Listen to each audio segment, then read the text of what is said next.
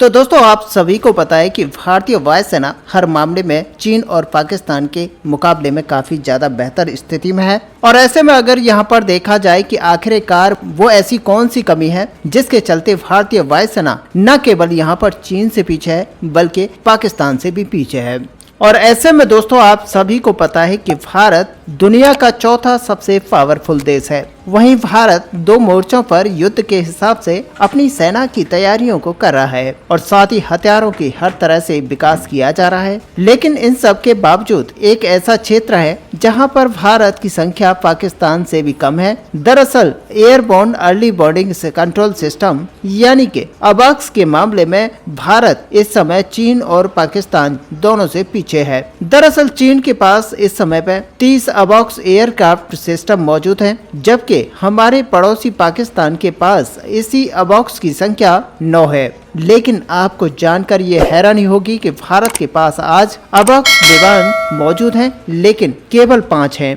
जिनमें से आपको बता दें कि यहाँ पर 3 इजरायली मूल के फाल्कन हैं, जिसे रशिया के ML-76 ट्रांसपोर्ट विमान पर इंस्टॉल किया गया है। वहीं भारत के 2 घरेलू नेत्र अबॉक्स विमान मौजूद हैं। हालांकि भारत फिलहाल भले ही अभी पीछे है, लेकिन बहुत ही जल्द पाकिस्तान को इस मामले में भारत पछाड़ देगा, क्योंकि भारत ऐसे 12 अबॉक्स विमानों को बनाने पर काम कर रहा है जो भारतीय सेना में बहुत ही जल्द शामिल होंगे, जिसमें से 6 अबॉक्स मार्क 1A कैटेगरी के अंतर्गत आएंगे। वहीं 6 अबॉक्स विमान मार्क 2 संस्करण के दौरान आएंगे, जिसके बाद में भारत के पास ऐसे अबॉक्स विमानों की जो संख्या है वो करीब 17 हो जाएगी। ऐसे में दोस्तों आपको बता दें कि भारत पैसेंजर विमानों को भी अबॉक्स जैसे निगरानी और सर्विलांस एयरक्राफ्ट के अंतर्गत बदलने पर काम कर रहा है। वहीं ऐसे विमानों के शामिल होने के बाद में भारत की जो स्थिति है वो फायर पावर के इंडेक्स में और भी ज्यादा मजबूत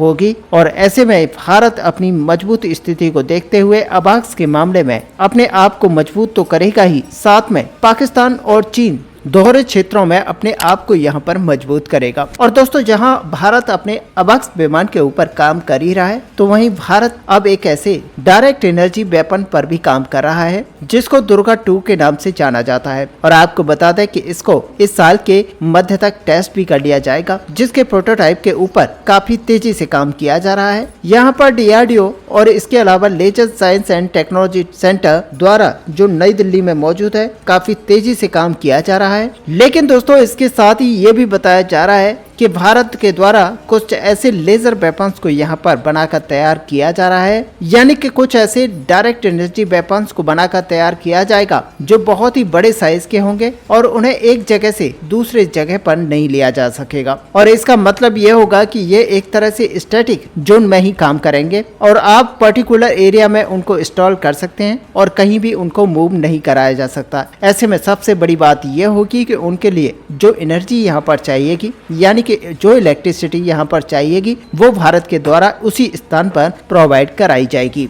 और ऐसे में वहां पर आने वाले वो सभी खतरों से निपटने में पूरी तरह से सक्षम होंगे और ये बड़े आकार के होने की वजह से हर तरह के खतरे को यहाँ पर टाल सकेंगे। बड़ी बात यह होगी कि ये छोटे से बड़े हर तरह के खतरे को रोक पाएंगे, जहाँ पर या तो कोई ड्रोन ही आ रहा हो या फिर कोई मिसाइल, सबको खत्म कर पाएंगे। और ऐसे में आपको बता दें कि जब ऑपरेशन व्हाइट वॉश को किया गया था, जिसको काली 2000 के जरिए किया गया था, जहाँ पर हमने एक पूरे पहाड़ को पिघलाकर एवलांच लाया था, तो उस दौरान एक बड़े टाइप के एयरक्राफ्ट के इंजन को निकालकर वहां पर काली 5 को फिट किया गया था। और ऐसे में बहुत ही भारी मात्रा में इसके द्वारा इलेक्ट्रिसिटी को यूज किया गया था, तब जाकर काली ऑपरेट यहाँ पर हो पाया था। और ऐसे में इसकी तरंगों की वजह से ही एक बड़े एवलांच को यहाँ पर भारत के द्वारा बनाया गया था। अब दोस्तों कहने का मतलब यहाँ पर यही है कि भारत अब फाइनली कुछ ऐसे वेपन्स को बनाकर तैयार कर रहा है जो कि भारी मात्रा में डिस्ट्रक्शन जनरेट करने में सक्षम है। लेकिन यहाँ पर सबसे बड़ी समस्या ये आती है कि इन्हें आप इलेक्ट्रिसिटी किस तरीके से प्रोवाइड करा पाएंगे, क्योंकि ये स्टैटिक होंगे और ऐसे में किसी भी स्टैटिक जोन तक इलेक्ट्रिसिटी प्रोवाइड करा पाना काफी ज्यादा मुश्किल काम है, क्योंकि इस तरह के बड़े क्षेत्रों में जहाँ पर इस तरह के वेपन्स को लगाया जाएगा वहाँ पर इलेक्ट्रिसिटी अभी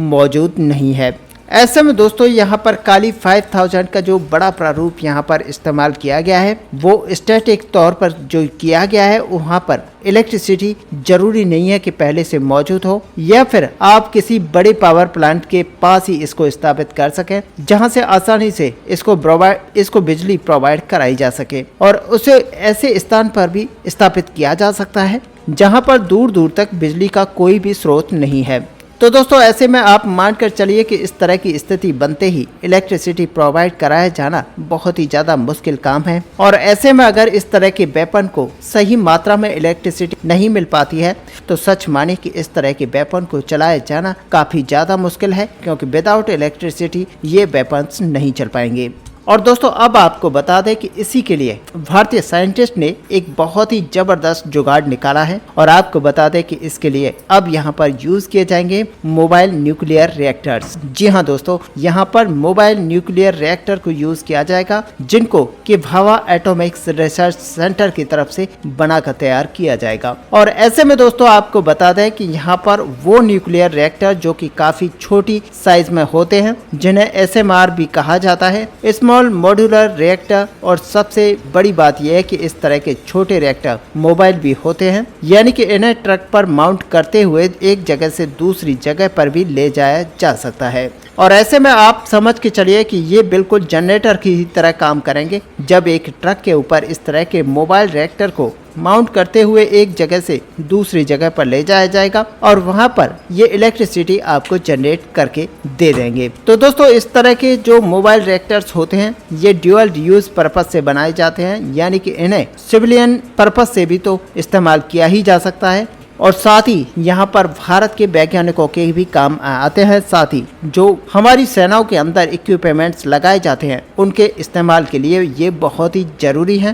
क्योंकि इन्हें ऐसे क्षेत्रों में यूज किया जाएगा जहाँ पर दूर दूर तक लाइट बिल्कुल भी मौजूद नहीं है। और अब दोस्तों यहाँ पर बताया ये जा रहा है कि इसी तरह के mobile reactors Bhabha atomic research centre द्वारा बनाकर तैयार किए जाएंगे। इनको लेकर जानकारी बहुत ही सीमित मात्रा में है और ऐसे में बहुत ही बड़े खुलासे यहाँ पर नहीं किए जा सकते, ना ही इनकी पिक्चर्स मौजूद हैं। लेकिन रिपोर्ट्स में ये बताया जा रहा है कि कुछ मोबाइल रिएक्टर्स बनाए जा रहे हैं जिन्हें ड्यूअल यूज पर्पस से बनाकर तैयार किया जा रहा है, जहां पर इनको सिविलियन तरीके से यूज किया जाएगा, साथ ही मिलिट्री के लिए ऑपरेशंस में भी यूज किया जाएगा। और दोस्तों अगर यहाँ पर मिलिट्री ऑपरेशंस की बात की जाए तो ये स्पेशली वार जोन में बहुत ही ज़्यादा काम आते हैं। अब दोस्तों आप यहाँ पर अगर बारका की बात करें तो बारका की यहाँ पर बहुत ही अच्छा एक्सपीरियंस है, क्योंकि न्यूक्लियर सबमरीन्स के लिए ऑलरेडी इसी तरह की टेक्नोलॉजी को इस्तेमाल किया जाता है। वहाँ पर छोटी न्यूक्लियर सबमरीन के लिए भी इसी तरह के न्यूक्लियर रिएक्टर को इस्तेमाल किया जाता है।